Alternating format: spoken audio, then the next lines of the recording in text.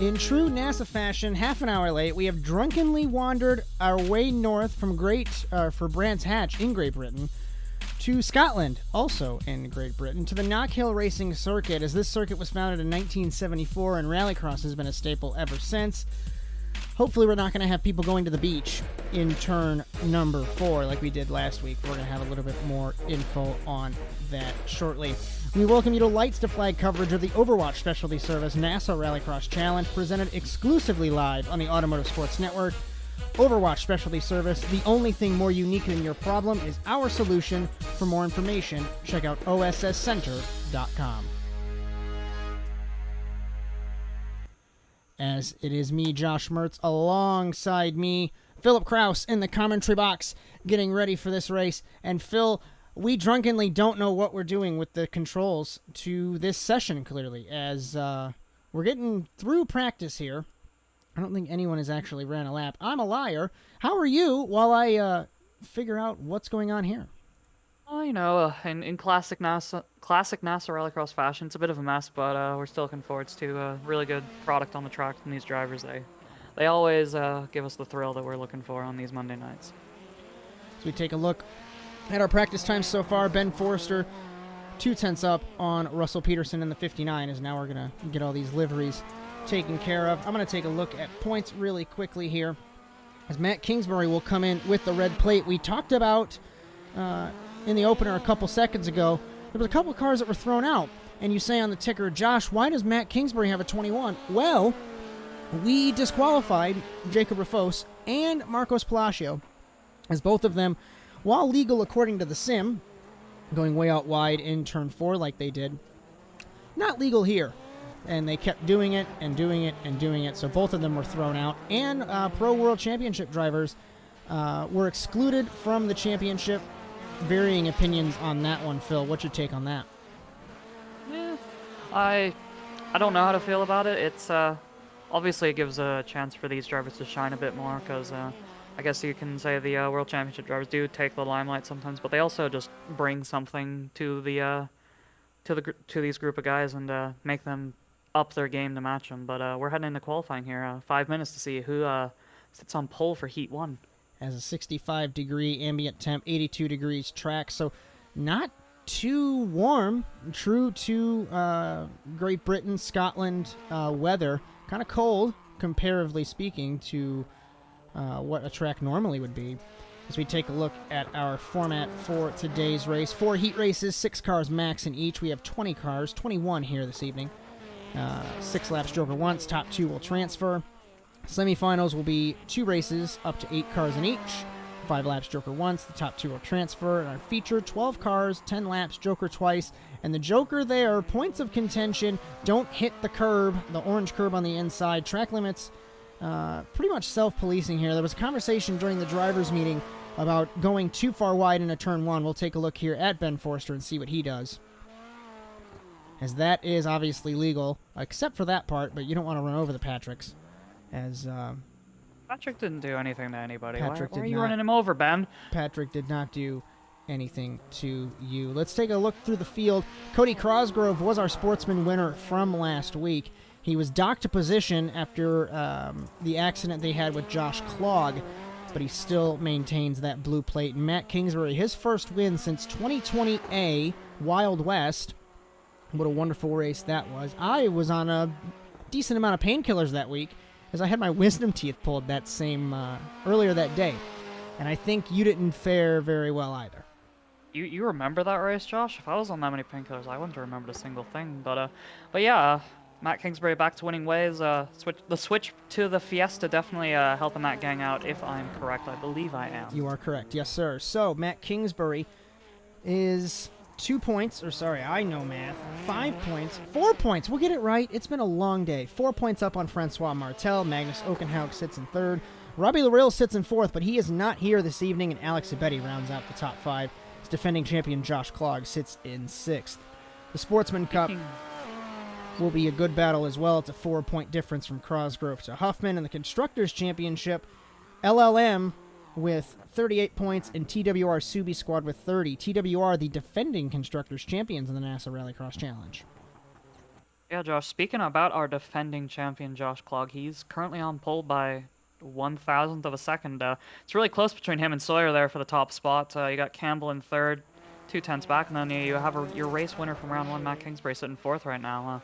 Obviously, there's still about halfway to go in this qualifying session, so it'll be interesting to see if anyone else can rocket themselves up the timing sheets. Let's look at that gap between Clog and Sawyer, .001 according to the timing here, but according to my timing, it's .007. I don't know if that's entirely Campbell right. shoots up into third. Wow. .06 off the top There time. are 4 cars under a 1/10 of a second here in Knockhill, and this is exactly what we needed to see. Instead of one guy running away, I thought Clog might have pulled away, but it's not to be right now. Yeah, but even if you ignore the top 4, like, there's cars close behind them. Like, look at the gap between 5th and 6th, Marwan Mofta and Robichaux. That's another 200ths of a second. And then you got another group of 2 cars, Kingsbury and Abedi, another 200ths of a second. And then there's like a little hornet's nest of like 6 cars all separated by about a 1/10 of a second. That'll be really interesting to play out in these heats. As Clog will cross the line, not on a lap that's being counted, but defending champion. .007 of a second ahead of Brian Sawyer. Looks like Alex Abedi on track, but he's not running. Ray Kingsbury just crosses the line to end his 3rd lap. He goes 10th quick. He sits at a 37.267.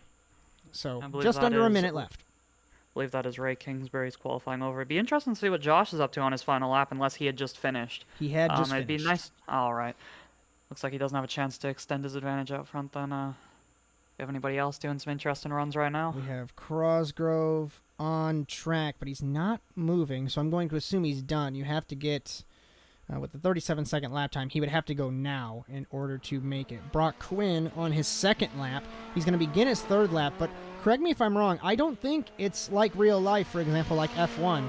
The sim won't let you finish your lap if the time runs out, so I don't think... he only has 3 seconds after the timer hits 0 to finish his lap. That was his final time. He'll be starting 18th at best for tonight's race. And Jameson Huffman in the 89. He has not set a lap time, so he will sit in 21st place. So getting ready for heat number 1. It's going to be Clog, Moftaw, and maybe Kingsbury, I'm thinking, as we get ready here. And this turn 1, very tricky because it's downhill to the right. You have all that runoff. And as we take a look at our grid, Josh Clog, Marwan Moftaw, Marcos Palacio, Justin Ament, Russell Peterson, and Jake Robichaux. That's a common theme of these Rallycross tracks. They always seem to have really tricky turn 1s, but these drivers always do the best they can to avoid any sorts of chaos. So looking forward to see what type of show they put on here for us. As we appreciate everyone being patient here on the Automotive Sports Network as we are finally getting going for heat number 1. We have 6 cars in this heat race. We're just waiting on Ament in the 12. There he is. And as we rev him up, getting ready to go, who will get the whole shot going down to turn number 1? Green flag off the line. Looks like Clog gets a jump over Moftaw down to turn number 1. He clears him side by side. Palacio with Moftaw into the first corner. Moftaw goes to 3rd. Contact. He turns Palacio on the start. I don't think they actually made contact there. I think that was a little air bubble courtesy of iRacing that sent Palacio around. That's really unfortunate for him, but it's now going to be a battle between Clog, Moftaw, and Ament for these 2 transfer spots. As we obviously have a long way to go. We'll take a look. Marwan Moftaw in 2nd. Ament sits in 3rd. According to the sim, you cannot joker on the first lap of the race, so a little bit of inconsistencies on the rule there. But at the end of the first lap, defending champion Clog leads by 1.25 seconds over Moftaw in the 191. Clog leading, pulled a really solid advantage that lap. I think Moftaw, when they were in the dirt section here, he was half a second behind him, but at the end of the lap, Clog just used his Subaru to its full extent and pulled another half second on him there. It'd be interesting to see if Moftaw can get into a rhythm after that contact with Palacio and try and claw back the gap to this 199 car. You wonder if there's damage potentially on that car. These cars very fragile, believe it or not. He jokers on the first opportunity in the 191, so Clog Josh, does not. Doesn't look like there's any damage on the 191, but sometimes there's some wheel damage that you can't see. But Moftaw got lucky on that joker merge. Looks like he's gonna have some clean air to put in some lap times. Looks like Ament and Peterson, they all jokered. So the 191, the 12, and the 59 all jokered at the same time. And as we take a look at Palacio, Palacio's got damage in the 83, and then Jake Robichaux in the 69. He is off the track. I don't know if he missed the start or had an incident. He didn't miss the start. We had the 6 cars. He didn't miss the start. Yeah, he was on the grid, but something's definitely happened to him. As we see Josh Clog take the Joker here. He's missed the apex a little bit, but he should have a comfortable gap over Mofta. As we take a look from high above at the Joker merge, no contest.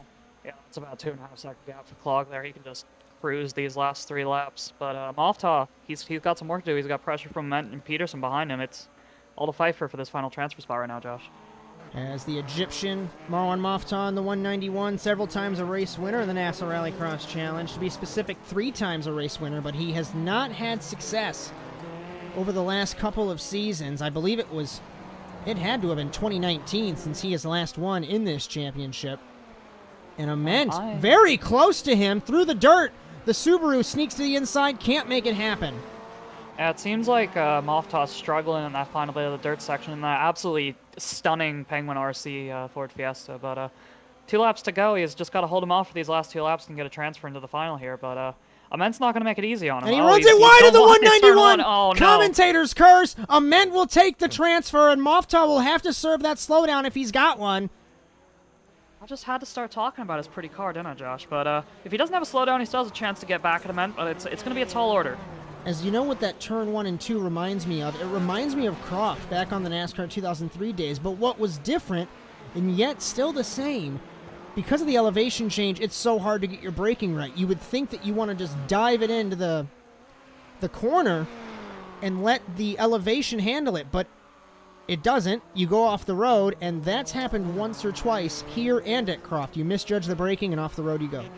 Yeah, it's especially harsh when you hear with how the track falls away from you. If you carry in a bit too much speed, you lose all rotation because your front tires are almost in the air with how the car is loaded as you crest that hill. And that looks like what happened to Marwan Mofta. Is I don't think he's going to be able to put pressure on Ament as he's got Peterson all up his rear end here. As final corner for defending champion Clog, checkered flag for defending champion Clog. He was a little bit slow last week given the circumstances, but he picks up his season where he wants to. And Justin Ament, who I believe is in his first start, I don't think he ran last week. He transfers as Mofta, Peterson, and Palacio, along with Robichaux, to the semifinal. Yeah, I'd be really interested to see what happened to Robichaux there. I don't think we caught it on the cameras, but I'm guessing it was a technical issue for the 69 car. Sat in the pit lane. I didn't see any damage on his machine, but really unfortunate for him is we see him on the track there, but yeah, something must have happened to that car as we set up for Heat 2 here. As this is Justin Ament's first start in the NASA Rallycross Challenge, and he sits in a transfer, or in the feature, I should say. So, great to see there.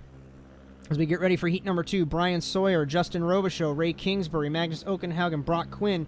And we remember, Phil, from last season, I think it was last season here, when Robichaux stunned everybody, missed it through the heat race, but stunned everybody, I think on the last lap, to take the transfer spot. What'll happen here in Heat number 2?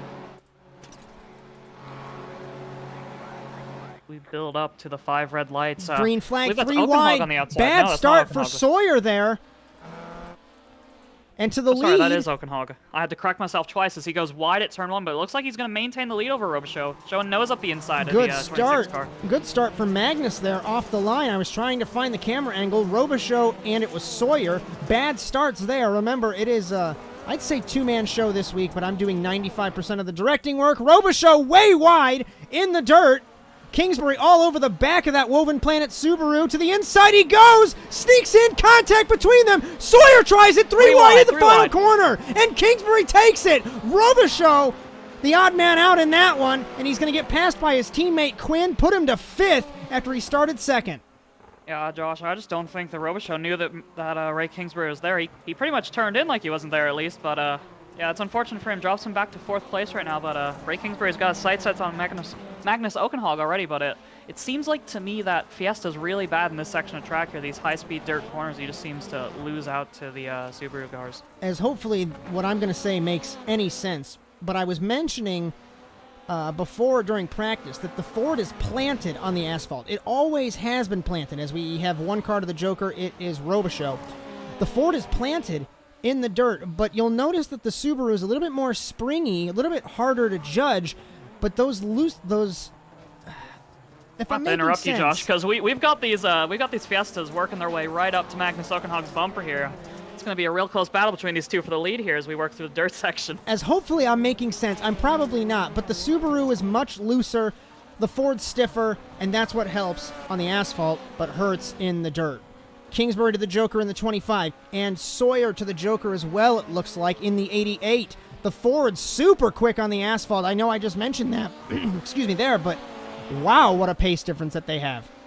Fords are quite quick on the asphalt, but Ray Kingsbury missed the apex on that Joker left there. That's going to cost him valuable time. That could make the difference on if he manages to jump Oakenhog in this rotation or not. But right now, he can't really calm down at all. He's got Sawyer up his rear end as Sawyer runs wide at turn 1 and gives him some breathing space to just focus on setting a pace here. It's so tricky, like I mentioned earlier on, to get that braking point right. He missed the braking point for that second part. All right, I probably locked it up and pushed it out wide in the 88. Jokering is Oakenhog. Let's take a look at this Delta rotation. The Joker is completely done, aside from Oakenhog exiting. Side Kingsbury can't get it. Cross flags. Can't get it, but he is in striking range of Magnus Oakenhog, and that's all you could ask for, especially after that bit of a mess he made of the Joker. He's still there, still with a chance to get this heat win, but if you're Ray Kingsbury, do you go for the heat win or do you settle for transfer into the final, Josh? Either way, you'd be succeeding, because last week he did not have the greatest of results, finished outside of the feature results. Think about 16th for the man from Connecticut. So either way, you're looking good, but of course you want to get those points, and points are crucial, as he does not have any, I don't think. So we're coming to the white flag. He does not, Josh, as we go into the final lap. Half a second between our top two cars. Robichaux looks to have gotten around Sawyer. Something must have happened to the 88 car that has put him out of the race. I'm not sure. We didn't catch that, but Kingsbury's there as we go into turn 2. He's giving a little bump to Magnus Oakenhog. Pushing it wide, side by side. Pass for the lead. Kingsbury to the lead. I was going to say you cannot do side by side through the ditch, or the trench. And Magnus is left in the dust. Yeah, but this Fiesta isn't very good at this final dirt section. You can see it bouncing all over the track, and the Subaru is much more planted, but he's got the gap to maintain this, I think. Final corner. It's going to happen. Ray Kingsbury wins Heat 2 in Knockhill ahead of Magnus Oakenhog, Robichaux, Quinn, and Sawyer. I did not expect that one. Yeah, I didn't either. I was just talking about, do you go for the move or do you not? And Magnus pretty much gave him no choice but to go for the move. It was just so inviting. The door was open. Like, you got to take that. But, yeah, another really good heat race as we set up for Heat 3. As both of our points leaders are in this heat race, Campbell, Kingsbury, Krosgrove, Rakowski, and Sean Perriot. Perriot racing for Dirt Esport, despite the fact that Kingsbury is back on the mothership of Last Lap Motorsports. As what a race that Jess Rakowski had last week. Had an issue on the start in one of the semifinals, but she's doing excellent in her first couple of races. Remember, the first female competitor in the NASA Rallycross Challenge since Diane Feldman. It has been quite some time. As we get ready for heat number 3 here in Knockhill. Red plate for Kingsbury, blue plate for Krosgrove, overall and sportsman points leaders. Easy to take a look. Green flag. Kingsbury got taken advantage of, I should say, by Campbell off the start. Hangs wide on the outside, into the dirt. Him and Rakowski both go. Turn 2, I don't know if that's going to be a slowdown for either one of them. They are back down the order. I don't think it'll be a slowdown, Josh, just because of how much time they lost in turn 2 there. If they had a slowdown, it's already been served. But, yeah, definitely not what our championship leader wanted to see from that start. Just got a little bit too greedy in the turn 1, missed the braking zone a little bit, and once you miss the braking zone a little bit, you can't catch it at this track. As Rakowski jokers on the first lap, and that's going to be a DQ, I think, for her. Yeah, sadly, that will be a DQ for Rakowski as she hangs out the rear end. I think she knows that she made a mistake because she's definitely not applying full power in that Subaru. So we'll just have to wait and see there. Campbell still leads for TWR Subi Squad. Krosgrove for Penguin RC LLM. Perriot and Kingsbury and Rakowski still struggling in the 999. No I haven't really jokers seen yet. much of haven't really seen much of Rakowski outside of that Joker, but I think I think she knows she messed up and she's just riding around getting some track time. As I say that, she's caught in a spin and there's pretty severe damage to the left front of that Subaru. Looks like Sean Periel has parked it as well. Not sure what happened there. So we are down to 3 cars in this heat race. I would assume there must have been some contact with the 21, or he just made a mistake under pressure. They were quite close when we last saw them, but that frees up Matt Kingsbury, and he's licking his lips and hoping to catch one of these top 2 cars and get himself into the final. As Crosgrove sits in second, jokering in the 28. We're going to take a look here at our rotation. He's the first car to legally take a joker during this heat race. As we take a look from high above, that's the gap from Kingsbury to him between the teammates, and Matt's got a huge gap to make up, as that's Tyler Campbell. As Tyler Campbell came into this race last season as the Sportsman Points leader. Not so lucky, as I think this is his first start as well this season. Yeah, I'm not sure, Josh, but first start or not this season, he's running really well in that 37 car.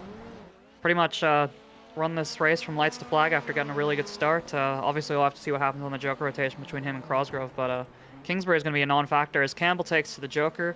I believe he's... Crosgrove will take it! No, he doesn't! The run on the outside swoops past him, and Campbell to the lead, tentatively, as we know that Kingsbury still has to Joker. He took it for a second, but it was definitely closer than he would have liked for Campbell there. Crosgrove's right there in striking distance. It'll be really interesting to see what happens between these two, because I think Crosgrove's got the momentum now. He saw he had a chance to get the overtake done, but just wasn't quite close enough. And if Kingsbury doesn't joker here, he might hold up these two and just make it even that much more interesting. And now he does in the 21. The question is, will he have the delta? I don't think he'll have the delta to get a transfer. He is miles behind as we start the white flag lap. Yeah, no, Matt is too far back after that incident at the start of the race, and Campbell's looking to pull a gap to Crosgrove right now. Crosgrove looked quicker after taking the Joker, but Campbell just resuming what he had when they had run before the Joker, and he's just slowly but surely eking out a gap, making sure that Crosgrove can't attack him. Because I'm going to correct myself, Justin Ament did race last week. He got 6 points, so I don't think he made the feature. One guy that's going to make the feature in for sure his first start this season, Tyler Campbell, wins heat number 3. Cody Crosgrove, the Sportsman Championship leader, will transfer, as Matt Kingsbury will come home third, Rakowski and Periel, the running order.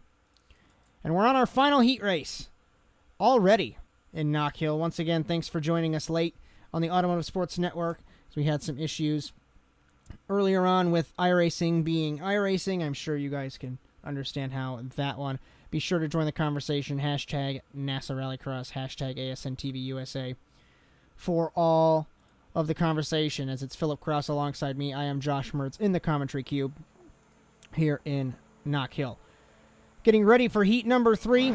Forster, Abedi, Wetz, Aldrich, Huffman. Great start for Abedi in the 99.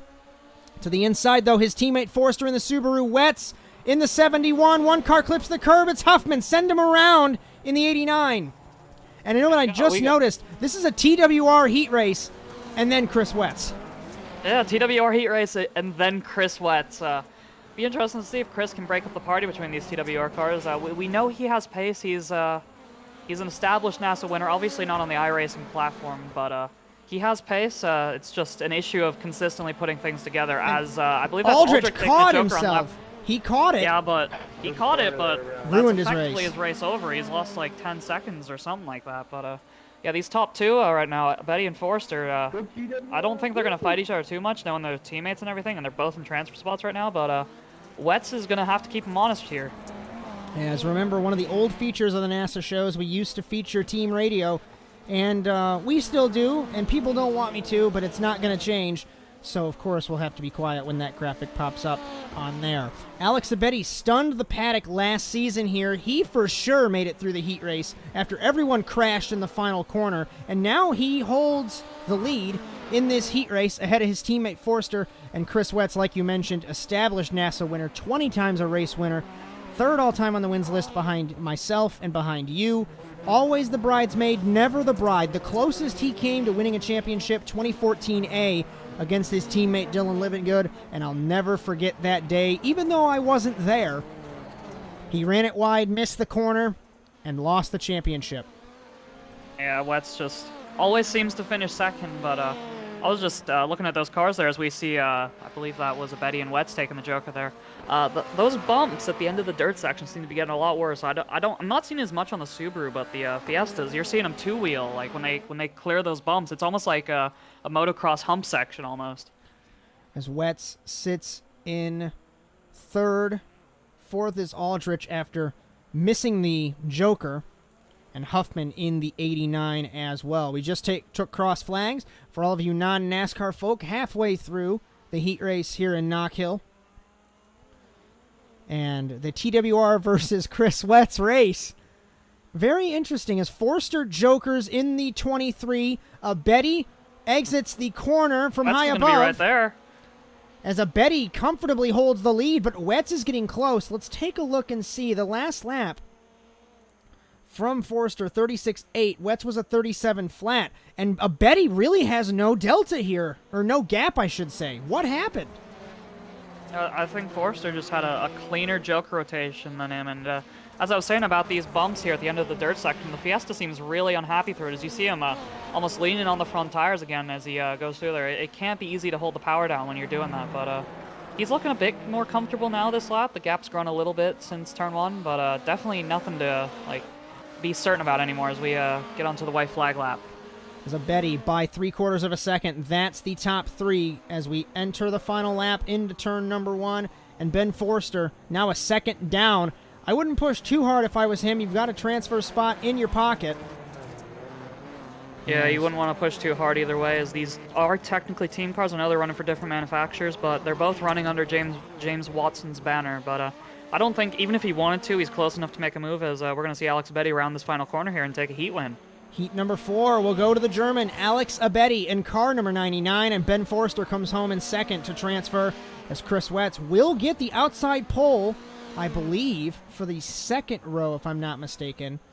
So we'll just have to see how that goes with the split of the semifinals, as Huffman and Aldrich round out the running order.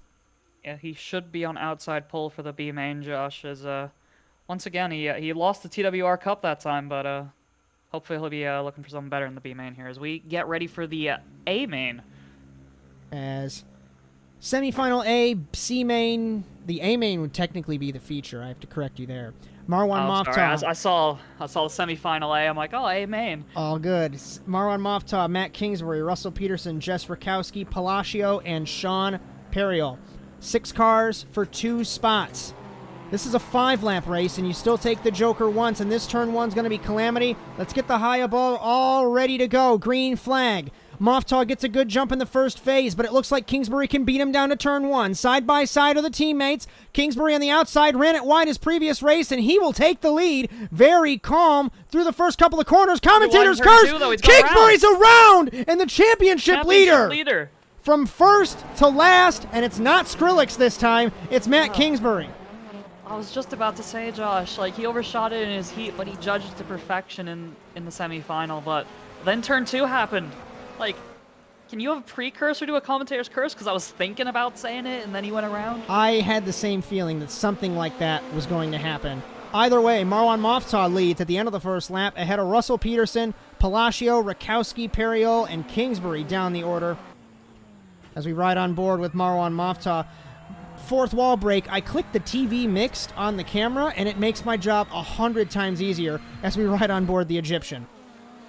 And good news for Rakowski is she didn't take the Joker on the first lap this time, so this result will stand for her, luckily. And she's looking to put up a fight with between her and Palacio. She gets a little wobbly on the dirt section there. As Palacio does not Joker. Kingsbury in the 21 Jokering there from last place. So Rakowski, Periol, Palacio jokered, Kingsbury jokered, and Moftah comfortably up front. Yeah, he's got a second and a bit on Russell Peterson right now. These two are looking comfortable for Rakowski, but obviously Palacio is jokered, and he was right there with Peterson. So be interesting to see how the joker rotation plays out. Kingsbury, he was in last place when he jokered. He's just hoping to get some clean track and hopefully make up some lap time. Hope there's a bit of a stack up and maybe do an Alex Abedi like he did last season and get himself into the final lap that way, because I think he's just a bit too far back to make it work on pace. Perio Jokers in the 118. Interesting to see that Rakowski locked up the right rear tire on the corner there. Kingsbury nearly slams into the pit wall. Jeez. Oh, that had to be close, Josh. You saw him dart all the way to the right. He was terrified going through there. Matt Kingsbury might not make this feature, and he knows it as the championship leader. It's been a long time since the championship leader has not made a feature, I do believe, given the fact of iRacing and the pace usually of the points leaders. But just running it wide and making that simple mistake is Rakowski Jokers in the 999. Where will she come out in relation? She comes out behind Kingsbury in the 21, and Kingsbury pushes it way wide in the 21. He's pushing for all it's worth, but he's in 4th place, right? I mean, not Ray. Matt, you got to make up 2 places, man. Like, I don't think it's going to happen, but obviously our leaders here are on the final lap, and they still have to Joker. Anything could happen between these two, but I think Marwin has the gap to take it nice and comfortable into the Joker. Peterson, I'm not as sure about, depending on the positioning of Palacio, but be really interesting to see here. Palacio looked close enough. From high above. I think it's going to be a switchback on the line for Peterson. Moftaw will win the semifinal. Yep, Peterson will come to the line. He's gonna Palacio to the inside. He takes the spot. Peterson does. We noticed the little switchback there. You could have got really aggressive, but he didn't. He thought about the switchback, Josh, but he saw that Palacio had dedicated himself to the inside, and he was like, all right, I'll just go on your left side. Then you left the door open for me. Why not? Palacio, free real estate. Kingsbury, Rakowski, and Periol. That is the order, 13th down to 21st, or 19th, I should say. We're right, Josh. Chris Wetz will be on outside pole for one of the semifinals, starting 2nd in semifinal B. And this is going to be, not only was that a crazy race, but this is going to be a crazy race as well. Robichaux, Wetz, Quinn, Huffman, Sawyer, Aldrich, Jake Robichaux. 5 laps, 2 cars will transfer, getting ready. Green flag. Looked like Robichaux. Justin might have jumped the start there. He double clutched on that. I'm not sure if he got a jump start. Wetz to the lead! Lost out as Wetz takes the lead around Chris the outside Wetz, of what Robichaux. a pass! Bump drafting, it looked like, was Robichaux with Huffman. I don't know if that was bump drafting, Josh. I don't think they helped each other as Robichaux was rubbing up against the tires, and Huffman is now. They're getting so close to that stuff, Josh. I'd be scared. And Chris Wetz, never a contact in the back. Tires. Huffman, and it looks like it's Sawyer. I think that's Sawyer. Sawyer involved, Robichaux involved. I think those were the only 2 really caught up. Aldrich might have got a piece of it, but Chris Wetz leading by a 2nd over the other Robichaux. Sorry, I'm missing first names right now. I apologize. So it's Justin Robichaux in the 93, Jake in the 69. Huffman looks like he had issues in turn number 1. He got passed by Quinn and by Aldrich. For the first time in literally 6 years, Chris Wetz leads a NASA Rallycross race, even if it is an LCQ. You could see that damage on Robichaux all over the track. Robichaux. Oh, he's got his heart in his chest right now as he takes the Joker. Chris Wetz, he sees nothing in his rearview mirror right now. He's transferring to a final right now. I'd be pumped if I was Chris, but obviously it's not over yet. Robichaux looks to have a comfortable gap over Huffman. He can just put his head down for these last 3 laps and try to put together some lap times. Right now, these two are both looking to transfer. Huffman looks like he has some pretty bad damage on the left side of that Subaru, so I don't think he's going to be much of a threat. Looks like Brock Quinn to the inside of Sawyer there. And Chris Wetz is going to come to 2 laps to go, and the man from Chris Texas. Wetz hit the tires. Oh, he hit around. He goes. Yeah, I think he broke a right rear tire when he hit the tire barrier. Oh, that does look broken. Look at the damage on the right rear. Oh yeah. Oh, Chris. Never mind. No. A lot like his championship runs, it all comes crashing down for Chris Wetz. I mean, there's still a chance, right? I mean, there always is. It's NASA Rallycross. Anything can happen. There's still a chance, we both know this. That does promote Victor Aldrich into 2nd place.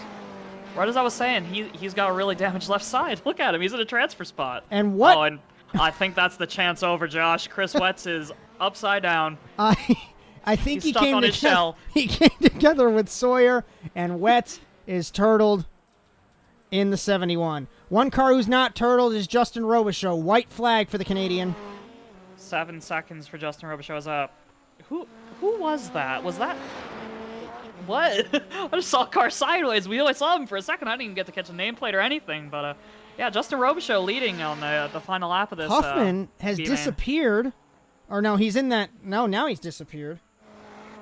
And I think, unfortunately, these guys know that they don't have a chance to make the feature. But it's interesting that they're parking. They still get points up to, I think, 20th place. I think those guys were all involved with the crash with Chris. We just didn't catch them in time. As Justin Robichaux rounds the final corner to win the semifinal B after a pretty chaotic race, if I do say so myself, Josh. As normally I would have a graphic to cover up me about to roll back on a live stream, but I don't have that, so we're going to do this. We're going to take a look. What happened? So his car's clearly broken. Okay, well, once we find it again... Apologies once again for not having a graphic for me to cover this up. Normally I do. So his car is broken. Yeah, I think he broke more than just the right rear tire. I think the right front's gone as well. Oh, yeah, you can see him turtle, and he doesn't really have control over the line he poor picks in the Sawyer. 88 car of Sawyer. Just nowhere to go for him. So how did he get that much damage, though? Let's take a look. So he's leading, pushes wide. So tricky to get this right.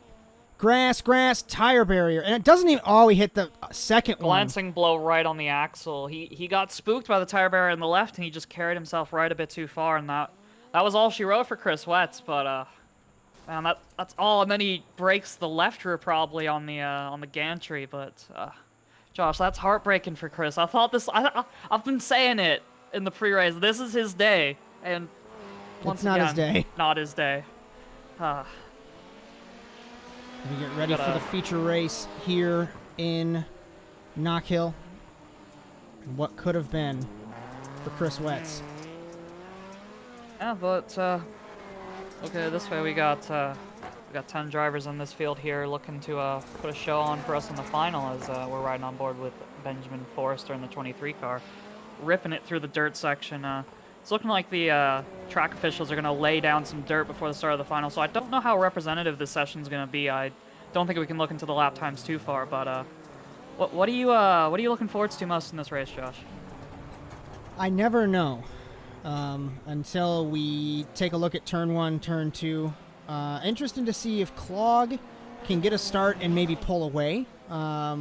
I don't think he's ever actually pulled away to a decent margin. I could be lying. I've got so many races now in my memory. Usually he was held quite close by Robbie, Luke, or whoever he was racing in a given round. But off the start, I'd have to give a tip of the hat to him because these Subarus have been really strong off the start ever since we switched to the iRacing service. And they always seem to have that extra little bit as we watch Ray Kingsbury here in the 25 doing a practice start, trying to rectify that issue. Maybe practicing some new settings in that Ford Fiesta, seeing if he can find any sort of advantage to bring the fight to Clog. But yeah, it's going to be a really chaotic turn 1. It always is at a track like Knockhill. Like I'd compare it to a track like Atlanta, where there's like it's wide, but there's no room for error, if you know what I mean. Because you crest that hill, and if you're a bit too deep, you're off, and if you're on the inside, you've just collected 3 other cars with you. There's a lot of things that can go wrong, but if it all goes right, it'll be beautiful. As we got to hold our breath, grab our hard hats. I'd have to run out to my work truck and grab my hard hat, as there is just you always got to bring your hard hat, Josh, when you're commentating on a NASA Rallycross race. I have to bring my hard hat. I've got to bring my safety glasses. I've got to bring my safety vest. Everything in order to be perfectly protected from what's going to happen. As remember, our race and our series brought to you by Overwatch Specialty Service. The only thing more unique than your problem is our solution. For more information, check out osscenter.com. And remember, because Canadians are difficult, it is center, T-R-E, not T-E-R, at the end. As it's Josh Mertz and Philip Kraus in the commentary box, getting ready for the feature race here in Knockhill. We've had a wonderful time. Once we got rolling, iRacing wouldn't let me connect for 30 minutes, and then I had to make a new session. And look at everyone at the pit exit. Josh, there's something I completely forgot to mention. Because Matt Kingsbury in the 21 car missed the final holding the red plate, I think we're going to be looking at a new red plate holder after this race. And we don't get to say that very often because the last few seasons they were dominated by the likes of Luke Kraus and Sindre Silva and Jacob Rafoso. The red plate didn't really switch around that much, but it's looking like after round 2 we probably will have a new holder of the red plate, as I believe we have Magnus in the final, who is 3rd in points at the moment, so it's all but written on the wall for Matt Kingsbury. He's not going to be holding that come round 3. So Francois Martel not here this evening. It'll be Magnus Okenhaug in the 3rd position, or Alex Abedi, or even Clog. But realistically, more so probably Magnus. It's an 8-point gap from Matt to Magnus. As we take a look at our sportsman race, I'm going to try and see how many cars that we have in there. I might not be able to keep up on that one, as I don't think... I think we have a decent split, but it might take a minute to figure that one out. As we are at the end of the warm-up session, these drivers hopefully acclimatize to the track as we're set up to grid for this 10-lap Joker. 10-lap Joker? Jeez, I'm tripping over my words, Josh. 10-lap final. There will be 2 Jokers in this race, different than all the other races. It's going to be really interesting to see these 10 cars file... 10 cars file into turn 1. Looking forward to it. As 12 cars, 10 laps, 2 Jokers, and anything can happen. And I can't guarantee that my camera work's going to be stellar. We're going to go back to how we used to it with the ADD camera work if you guys want a good call on this start. So, oh boy, we're waiting for, it looks like Ray Kingsbury and Magnus Okenhaug in the Subaru and the Ford. As we're waiting for Magnus now to grid up. Looks like he has gridded up. Round 218 of the championship overall. Green in Scotland. Off the line. Kingsbury gets a terrible start. 3 wide off the line. Clog loves this. Going down into turn number 1. Kingsbury sneaks past. Contact to the back. Someone it knocked looks off like it's Magnus. It's Magnus, and it looks like it's a Betty. Betty. Up, though. Whoever was on the inside has a slowdown, but Clog looks like he has damage on the right front of that Subaru. As I say that, it's healed, but yeah, that was a dream start for Clog. They were 3 wide behind him, and it looked like it would have been clean sailing for him, because usually when you see 3 wide in the turn one at Knockhill, you get a bit of a mess, but all these drivers sorted it all out, and it's going to be a fight. At the end of the first lap, Josh Clog will lead. He had a wonderful start when Kingsbury was swamped by the TWR cars. It was Campbell, and it was a Betty that he was stuck in the middle of. He had to make a move, and he did, which was good, but now he's got on the back foot, and Ray Kingsbury has not won a race in the NASA Rallycross Challenge. He gets passed by Campbell, nearly side by side, contact almost between them, and Tyler Campbell takes the 2nd spot. I was just going to mention, you know that Matt Kingsbury holds it over his brother, that he is now a 2-time race winner in this championship, and Ray still has a goose egg. I don't think you could hold a piece of paper between those 2 cars.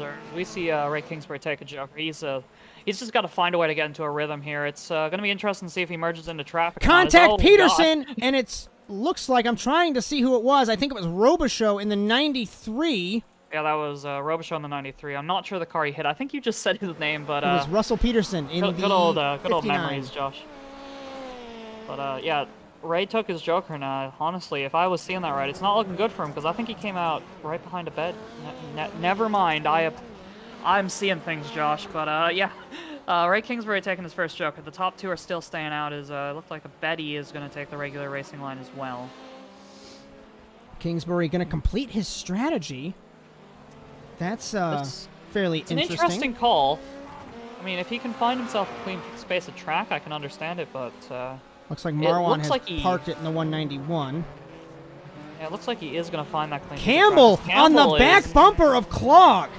Yeah, Campbell's pressurizing Clog here. I wouldn't have expected to say that in the pre-race show, but here he is. He's applying massive pressure to the back of the 199 car as we come on to lap 5 here. As Campbell takes the Joker, alternating strategy to the 199 car. As Robichaux off the lead lap, he's going to get the blue flags to Clog in the 199, but defending champion Clog back to 2nd, or still in the lead, I apologize there. Yeah, Clog's still in the lead, but he's going to be dealing with the lap traffic of the 93 car of Justin Robichaux here.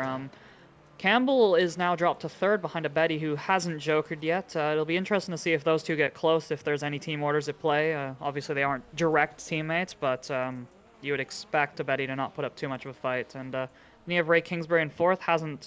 He's completed his strategy. The only driver to do so thus far. Jesus, Josh, I am tripping over my words so hard. Words are hard. That's okay. Words are very hard, Josh. So we take a look on board Ray Kingsbury. We're going to ride on board Campbell here. And we're going to take a look at Campbell in the 37. Only one joker done. Betty has not. Clog has not. But Clog is still getting potentially held up by Robichaux. And at least in my opinion, while the guy might be a little bit faster than you, it's still a car that's in front of you. It's still something that's distracting you. I don't know if that's something that's ever affected you or if you have that same viewpoint. Yeah, he's not getting help directly, but the 93 car is throwing dirt in his face in the dirt sections, and it's just throwing him off that little bit that he wishes he wasn't being thrown off. But it doesn't seem to be affecting him too much lap time wise. I think he's still lapping quicker than Campbell, who just set a 37.093 that lap, I believe. So Josh Clog was also in the low 37s. The best lap was a 36.9 for Campbell, 37 flat for Clog, 37 flat for a Betty. But the last time around, Campbell was fastest on track out of those three at 37.094. Clog was 2/10 down on that. We ride on board a Betty. He will take his first joker. Clearing the track for his teammate. I didn't see if Clog is still behind the lapped car Robichaux, but I don't believe he is. I didn't see him when we saw him enter in the final corner there. But so put Campbell to second in the 37, a Betty in third in the 99, and there's Ray in the 25. I don't know if it's going to be Ray Kingsbury's day, and Clog's still behind Robichaux. I think it's maybe Ray Kingsbury's day. We saw on the graphic there, his last lap was a 37.6, and the leaders are running low 37s, 37.1, 37.2, with Clog running a 37.180, and then Campbell on a 37.211. They're very closely matched between these two as Josh Clog takes his first joker, but Tyler Campbell's running a little bit wide there. He almost threw it into the tires by accident. Campbell does not get anywhere close to Clog on that joker rotation, so he had all that pace, and where did that go? I think Clog just had a much better joker rotation than him, because on the actual track, I think Campbell is quicker than in those last few laps, but in the joker specifically, I think Clog just eked it out over him, as that gap is bigger than when Campbell jokered behind him, for sure. So now these three have to joker either now or at the last lap, and this track reminds me of one of the NASA Proving Grounds tracks. Cut Campbell around! Contact with his teammate! I think a Betty got away with that.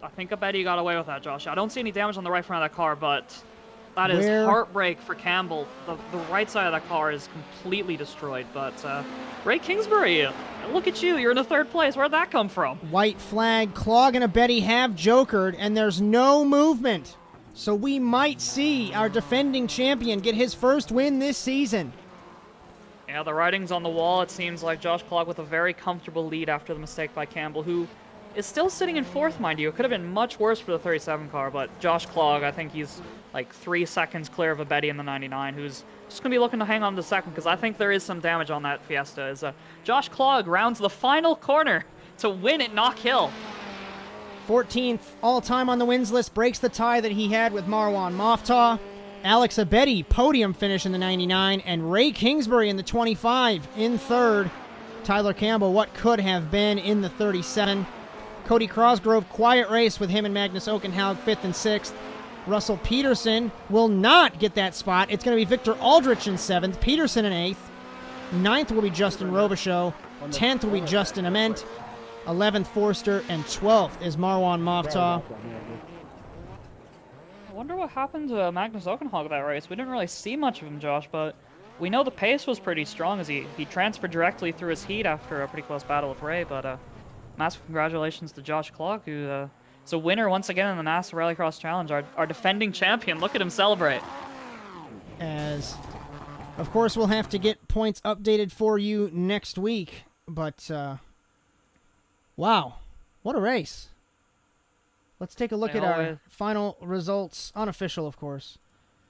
It's Josh Clog, over 3 seconds was the gap from him to a Betty. Kingsbury, Campbell, Crosgrove, the top 5. Okenhaug, Aldrich, Peterson, Robichaux, Ament, Forster, and Moftah. Surprised by Moftah. Don't know what happened to him. Forster had some issues as well. Campbell, I think, did the same thing as what happened to Wetz, and Ray Kingsbury, the beneficiary there. Yeah, Campbell, I think you're spot on. He had the exact same mistake as Wetz. He just got lucky and Wetz didn't. It didn't seem to break the steering on his car fully. The right side of that Subaru was completely destroyed, at least on the bodywork, but I guess the wheels are still pointing in the right direction because he was able to limp home for a 4th place finish there. It could have been much worse for him. As right before we wrap up, let's get a final thought from you. What'd you think for tonight? I think it was about as chaotic as we expected with the turn 1 like that, but these drivers, they did a really good job keeping it clean in turn 1 specifically. Really clean, respectful racing up and down the grid. Obviously, I don't know what happened to Marwan Mofta in the final. I'm guessing it's something we didn't catch on camera, but that's a real shame for him. But massive congratulations for Josh Klog on winning. I know he didn't have the round 1 he was looking for, but really good race for him. And I think with Magnus's poor result, he might actually end up carrying the red plate in round 3. As our race and series reminder brought to you by Overwatch Specialty Service. The only thing more unique than your problem is our solution. For more information, check out osscenter.com. I have to agree with you, Phil.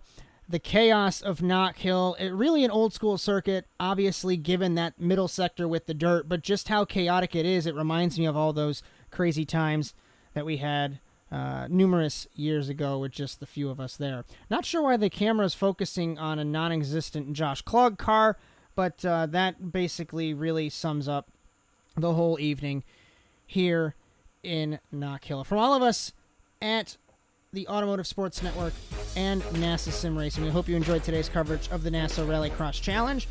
Next week, we will go to Norway for our 3rd and penultimate swing in the European rounds of the championship. And that one is going to be a great race as well. For Philip Kraus, I am Josh Mertz. Like I said, I hope you enjoyed today's coverage here on the Automotive Sports Network, and we will see you next week in Norway. Until then, so long, everyone.